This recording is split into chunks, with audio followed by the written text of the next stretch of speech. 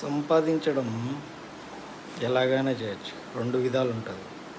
లాక్కొని భయపెట్టి సంపాదించవచ్చు. రెండవది కష్టపడి సంపాదించవచ్చు.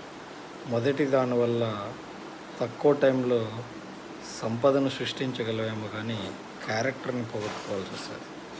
రెండో విధానంలో టైం ఎక్కువ పడుతుంది కష్టపడి సంపాదించడానికి, కానీ నువ్వేంటో నీ క్యారెక్టర్ ఏంటో అనేది నిదానంగా జనాలకు తెలుస్తుంది.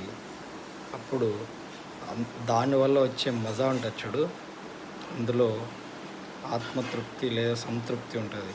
మొదటి దాంట్లో కాపాడుకోవడానికి భయం, తీసుకెళ్ళిపోతాడేమో అని భయం, మనలాగే ఇంకొకడు ఎవడన్నా కొట్టేస్తాడేమో అని భయం. రెండవ దాంట్లో ఇది నా కష్టం, దీన్ని దాచుకోవాలి, లేదా ఇది నా కష్టం, నా కష్టాన్ని అధర్మ మార్గంలో ఎవడు ఏమీ చేయలేడు అనేటటువంటి ఒక ధైర్యం, మొండు పట్టుదల ఉంటుంది. అందుకే సంపాదించడం ఎలాగైనా సంపాదించవచ్చు. ధర్మబద్ధంగా సంపాదిస్తే మాత్రం అది నీది. నీకు తోడు దేవుడు ఉంటాడు.